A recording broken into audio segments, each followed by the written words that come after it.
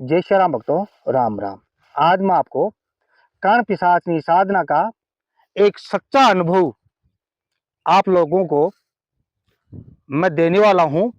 मेरा खुद का अनुभव आप लोगों को इस वीडियो के माध्यम से भेज रहा हूं।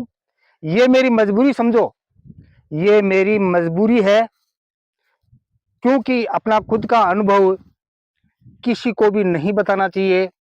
ये मजबूरी ये है कि काफ़ी भक्तों ने फ़ोन करके बोला, कमेंट भी करके बोलते, गुरुजी अगर आपने साधना की है, कई साधना अपने शिष्यों को करवाई है, तो आप कम से कम अपना खुद का अनुभव में शेयर करो, ताकि हमें विश्वास होए कि कर्ण पिशाचनी सिद्धि इस प्रकार से की जाती है और साधना काल में ये समस्या सामने आती है।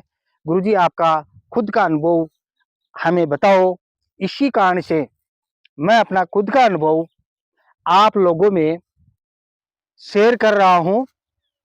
ध्यान रहे, आप लोगों को अपना खुद का अनुभव किसी को नहीं बताना है। आप लोग जो भी आप साधना करते हो, अपना अनुभव किसी को नहीं बताना चाहिए। ये मेरी मजबूरी है कि मैं आप लोगों में मेरा अनुभव शेयर कर रहा हूँ। जो जो भी आप साधना करते हो उसका अनुभव किसी को नहीं बताना चाहिए।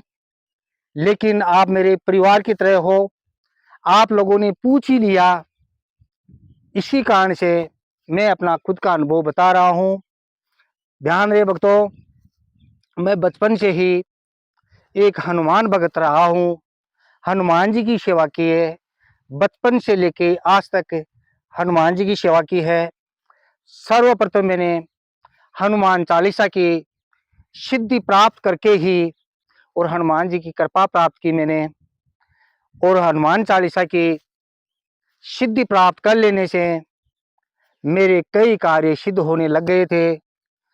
मैं 15 साल की उम्र में दरबार लगाना शुरू कर दिया था, लेकिन कहीं न कहीं मेरे मन में एक संशय हुआ करता था कि और लोगों की तरह मैं भी लोगों के मन की बात बताऊं। ये मेरे मन में ग्लानि हुआ करती थी।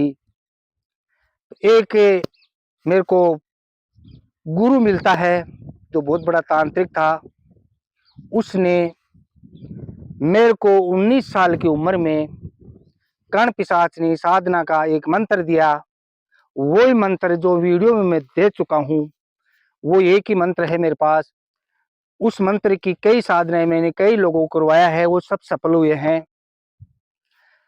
तो जो मंत्र आप लोगों को बता चुका हूँ, उसी मंत्र के द्वारा मैंने कर्ण पिशाचनी को सिद्ध करने का प्रयत्न किया, लेकिन असफल हुआ।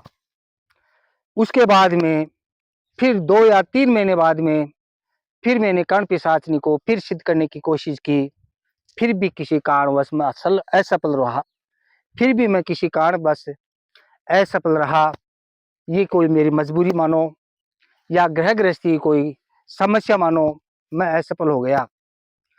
फिर थोड़े दिन बाद में मैंने मंजिल नहीं छोड़ी, और थोड़े दिन बाद में मैंने फिर से कर्ण पिशाचनी का 1 लाख मंत्र का संकल्प लेके अनुष्ठान किया, और साधना कर शुरू करने के 3-4 दिन बाद में मुझे कर्ण पिशाचनी का अनुभव होने लगा। मेरे आसपास में ऐसा लगता था कि मेरे पास में कोई न कोई शक्ति यहाँ मौजूद है। इस प्रकार से 10 या 15 दिन के अंदर अंदर मुझे कई, मैं सोच भी नहीं सकता, ऐसे ऐसे आत्माओं के मुझे दर्शन होने लगे, बुरी बुरी सपने आने लगे। लेकिन मैं हिम्मत नहीं आ रहा, क्योंकि मेरी मंजिल एक ही थी कि मैं कर्ण पिशाचनी के दर्शन करूं और सफल हो जाऊं। एक ही मेरी ये मंजिल थी। मेरे कानों में 20 दिन के अंदर अंदर मेरे कानों में भयंकर भयंकर ध्वनियाँ आने लगी। कई प्रकार के रोने की आवाज़ आती थी, चिल्लाने की आवाज़ आती थी, अन्य कई प्रकार की आवाज़ें आती थी, जैसे पटाखे आते हैं। इस प्रकार से भी कोई मान लो ऐसा कुछ हो जाया करता था। बहुत ही अलग अलग प्रकार की ध्वनियाँ आने लगती थी। ज़्यादातर रोने की ध्वनियाँ ऐसी आती थी कई प्रकार की गर्जनाएं आती थी, जानवरों की आवाज़ें आती थी। इस प्रकार से मेरे आस-पास में ध्वनियाँ आती थी, लेकिन मैं अपने धैर्य को नहीं खोया और चुपचाप मेरी मंजिल की ओर देखता रहता था।